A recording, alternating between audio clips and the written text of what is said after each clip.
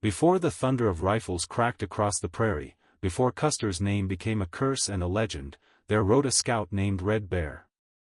His eyes had seen many miles of prairie and many faces of war, but nothing quite like that summer day along the Little Bighorn.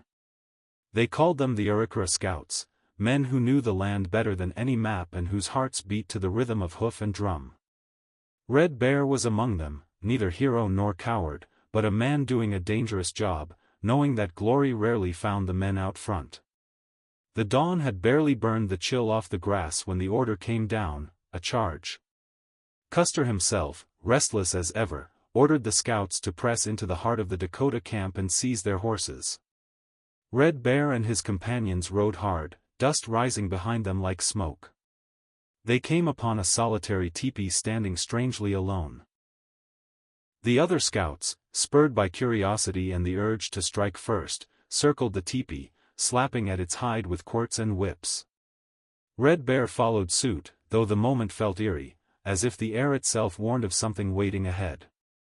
Inside, one feather found soup and meat left for a fallen Dakota warrior. Hunger overcame superstition, and he drank and ate. For a breath of time, the scouts lingered, forgetting Custer's command. That moment of hesitation did not go unnoticed. Custer, riding ahead of his own men with the interpreter Gerard at his side, overtook the scouts at the lone tepee. His words, backed by quick, sharp signs, cut through the heat and dust. "I told you to ride through and stop for nothing. You've disobeyed. Move aside and let my soldiers charge through. If any among you lack courage, I'll take your weapons and make women of you." One of the scouts, braver with words than most, shouted back, mocking. "Then do the same for your white soldiers who might lack our bravery, though it would take you a lifetime." Laughter followed, brief and brittle, covering the knot of unease.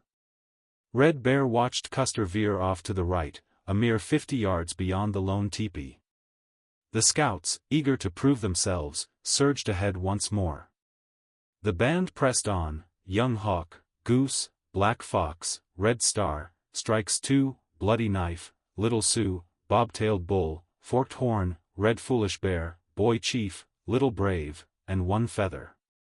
Their horses carried them down to the Little Bighorn's banks, the river glinting under the relentless sun. Once across, they scattered to their tasks. 6 scouts cut sharply right, toward where the Dakota horses were gathered by the timber. Among them, Boy Chief and Red Star led the way, followed by Strikes Two, Black Fox, Little Sioux, and One Feather. The rest, led by Bloody Knife, the seasoned and often trusted guide, headed for the heart of the Dakota encampment. Through the swirling dust, Red Bear heard Bloody Knife calling out. Though Red Bear couldn't see him clearly, he knew Bloody Knife had captured 3 horses, shouting for someone to take them back up the hill for safekeeping. "One's for me," Bloody Knife called. Red Bear and his companions pressed on: Young Hawk, Goose, Forked Horn, Little Brave, Bob-tailed Bull, and 2 Crow scouts among them. Guns cracked, echoing off the ridges. They dismounted and began firing. The Dakotas, hidden along the bluffs, answered shot for shot. Forked Horn shouted from the edge of the timber, beckoning Red Bear to come to his side. The scouts had crossed more to the left, while the soldiers strung out across the river to Red Bear's right. Dust, smoke, and the rising cries of men and horses blurred the line between friend and foe. Somewhere in that chaos, Young Hawk struck a Dakota horse wounded in the face. "I've struck the enemy's horse, it's mine," Young Hawk declared, offering it to Red Bear. But Red Bear, still gripping his rifle, answered, "What good is a horse if death finds me today?" Little Brave arrived then, breathless with urgency. He'd caught a hint of Dakota words drifting from the camp. They planned to charge. "Let me fire once, then we should pull back," Little Brave urged. Red Bear held his horse while he took his shot. Then the warning came true. As they turned back toward the river, a hidden volley lashed out from the bushes across the Little Bighorn.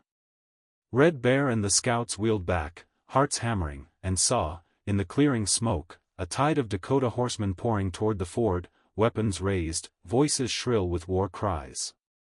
Red Bear dismounted again, leading his horse. A leaning tree caught his saddle horn, jerking the horse to a halt. He tugged and cursed until the horse lurched free, breaking the girth and spilling Red Bear's spare cartridges onto the trampled earth. Twice he tried to mount, but each time his canteen swung under him, throwing him off. On the third try, he found the saddle and spurred after Little Brave, who had kept to his horse.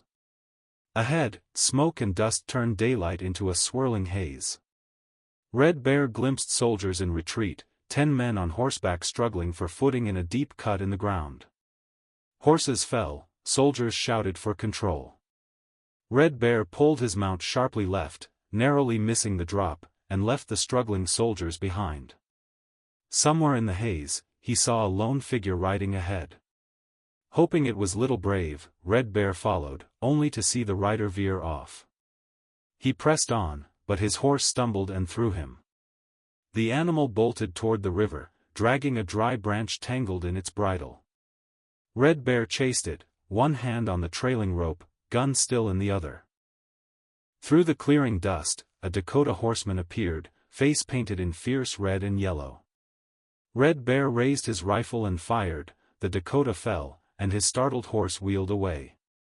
Red Bear, breath ragged, caught up to his own horse, now swimming the river. Clutching its mane, he plunged into the cold current. Together, horse and rider made it to the far bank.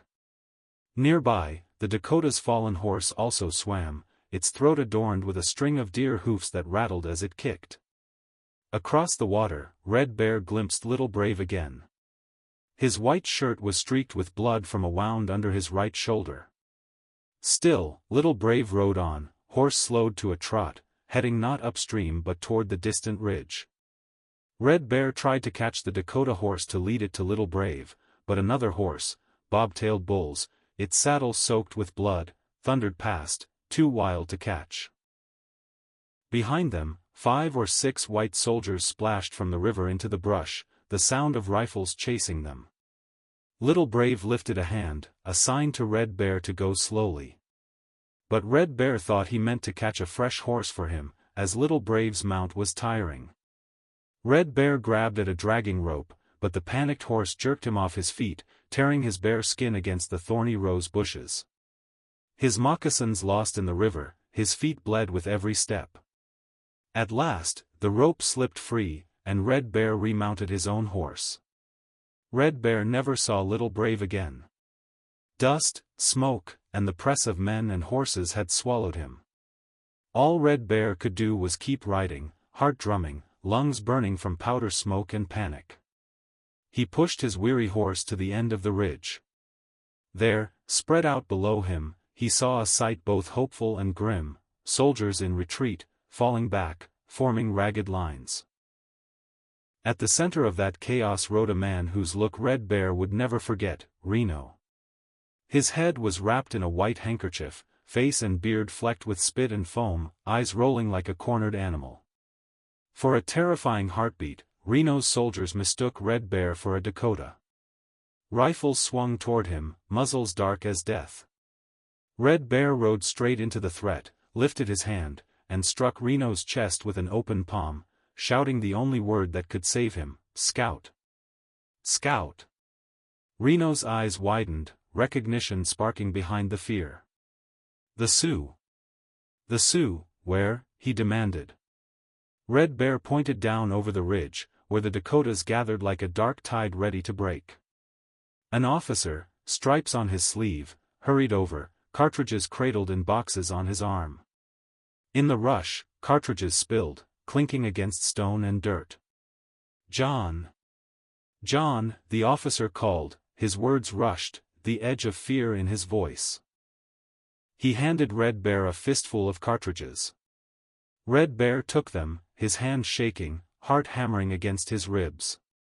Then, together with Reno's men, they fired uphill toward the Dakota positions. No careful aiming now, they lifted rifles and fired blind, hoping sheer noise and lead might hold the ridge.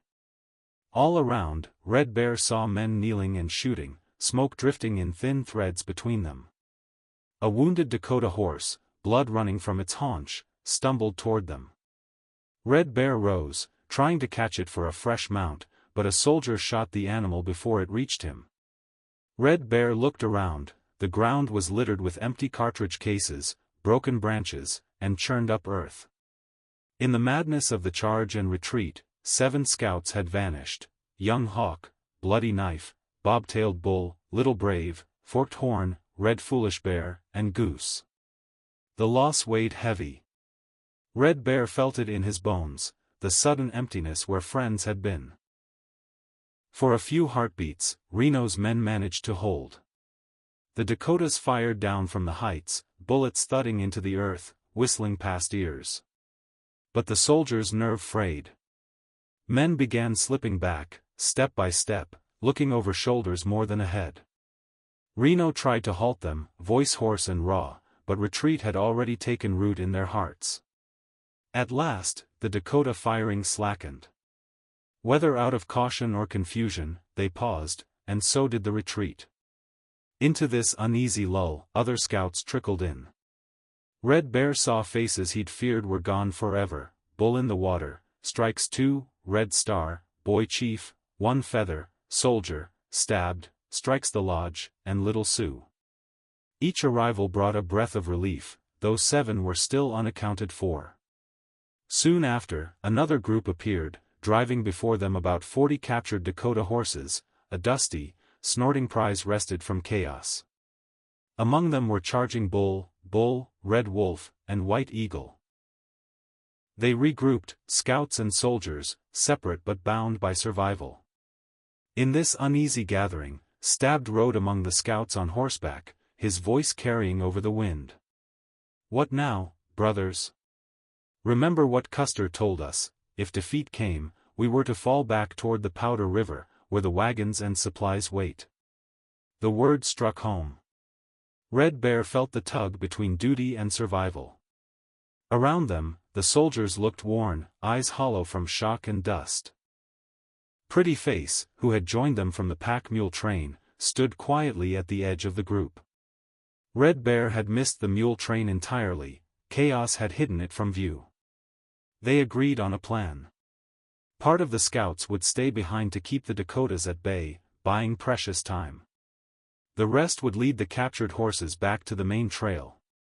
Red Bear found himself among the second group: Bull in the Water, Charging Bull, Red Wolf, White Eagle, Red Star, Pretty Face, One Feather, and Ptaate, a Dakota scout who rode quietly, eyes watchful. Behind them stayed Strikes 2, Stabbed, Soldier, Boy Chief, Strikes the Lodge, Little Sioux, White Cloud, Ca-Ru, Interpreter Esk, and Bull. Their task: hold the Dakotas back as long as possible. As the sun dipped toward the hills, Red Bear's group moved out, trailing dust and the uneasy mutter of tired horses. After a few miles, Bull rode up with urgent news from Strikes 2. The Dakota camp was breaking down tents, and they feared a fresh pursuit. "Ride faster," Bull urged. The weary horses felt the spurs. At sundown, Red Wolf and Bull in the Water rode ahead, scouting the trail. Then, as darkness gathered, 3 gunshots rang out ahead, sharp and unexpected. The alarm snapped through the group like a whip. Scouts behind swung around the herd and rode to the front, hearts hammering. Red Wolf and Bull in the Water, spooked by the shots, circled back. All agreed, the Dakotas might be waiting ahead in ambush. Better to slip away while night covered them. Fresh horses were chosen from the herd, and the scouts pressed on, eyes straining into darkness. Behind them, rising dust clouds caught the moonlight. Dirt flew under many hooves, Dakota pursuers, or so they feared. Tired horses were left behind, fresh mounts took their place. The scouts rode until they reached a line of dark timber. There, they paused, senses prickling at every rustle. One scout scouted ahead, sliding over a cut bank and finding a shallow, muddy water hole. They led their horses down, each man scratching a hollow in the mud to scoop water by hand. Their thirst burned, but there was little enough even for the men, none left for the horses. As they crouched, wet clay cooling scratched skin, the wind rose, dry, hot, and unsettling. In whispers, they shared fears and news. Whole Buffalo, calm and certain, said he knew the way. The scouts followed him through the dark, winding toward the rosebud. At midnight, they reached it, tired, hungry, skin raw from thorn and brush, but still alive. By first light, they rode into sight of the Cheyenne Agency, the place where trade and treaty often held thin peace. From a high ridge, they scanned every direction, back along their trail for Dakota pursuers, forward for any sign of friendly camp. The Dakota scout among them urged caution. "Stay here until sundown," he advised. "From this hill, we see all around." And so they did. Some slept, others kept watch, rifles across laps, mine still hearing phantom gunfire. When sundown finally arrived, the scouts rose stiffly, bodies aching from cramped muscles and the cold bite of the wind. They mounted up and turned once more into the night. Somewhere behind them, they believed, the Dakotas might still be coming. Ahead lay only the promise of food, rest, and the hope of news at the Powder River. Through the long night they rode, following dry streambeds and faint trails by feel as much as sight. Their conversation dwindled to few words. The rhythm of hooves, the creak of leather, and the rasp of breath were company enough. Just before dawn, they reached the place where Bloody Knife had once been drunk, the site littered with discarded tin, burnt sticks, and scraps of canvas. There, they rummaged among the leftovers and found just enough: spoiled crackers, bits of meat. Even bad food was welcome. They moved on, crossing the rosebud where they had crossed it days earlier, back when the air smelled of sweat and the excitement of the coming fight.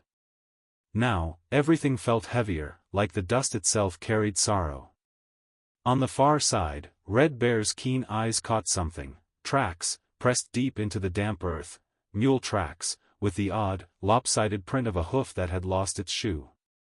They knew at once: the scouts led by Stabbed had passed this way, riding hard. They followed, slow but steady, heads turning at every crack of a branch. The trail brought them to the mouth of the rosebud, and then on to what had once been Custer's last parade ground, a place that days ago had been alive with shouts, flags, and the glint of brass buttons. Now it lay quiet, ghostly. Here and there, Red Bear saw blackened fire rings, cans left behind, and the tumbled ashes of a hurried meal. A fresh campfire had been here. Someone had cooked and moved on, likely that same morning. The scouts, hungry again, climbed down to the bank and found old boxes of crackers, water-damaged, mold creeping over them. They packed what they could onto their saddles. Even moldy food had value now. They followed the old trail, the one Custer's men had cut with iron shoes and wagon wheels. But their pace slowed. Days of fear and thirst had sapped strength from men and horses alike. By the time they neared the Tongue River, the scouts barely spoke. Even the horses' ears drooped. Red Bear felt his own exhaustion settle into his bones, but he forced himself forward. At dawn, they crossed the river, hooves slipping on wet stone. Not far beyond, they reached a grim landmark, the place where a soldier had been clubbed to death. They paused, silent. Even those hardened by years of battle felt a moment's chill. Then they rode on, skirting the crest of a ridge where the breeze tugged at torn clothes and dried sweat. At last, the valley ahead showed movement. The dull glint of musket barrels, wagons drawn up in a defensive circle, and men in uniform. They had reached the Powder River camp, a place that smelled of mule sweat, gun oil, and the cooking smoke of army kitchens. There, they found not only the scouts under Strike's two but also a company of infantry, men who wore tired eyes and dusty boots but still stood watchful. The officer in charge they knew by sight, wearer of the white hat, a man sent from Fort Buford, carrying responsibility heavy on his shoulders. With him were two interpreters, a half-breed Dakota called the Santee and a Grossventer named Crow Bear. Their words bridged the gap between scout and soldier. The scouts gathered, voices hushed, telling what they had seen: the charge, the lost men, the Dakota counterattack, and the long retreat. The officer listened, jaw tight, then spoke. He needed word sent upriver, where another officer had gone by steamboat toward the mouth of the Big Horn. From the weary scouts, he chose 2 to carry the message, Foolish Bear and White Cloud. For them, he picked the best horses from the herd, animals still full of spirit despite days of running. Foolish Bear and White Cloud swam their horses across the Yellowstone, riding neck-deep through the cold current. Behind them, floating on a makeshift raft, were rifles wrapped in canvas and a small oilskin bag that held the message itself.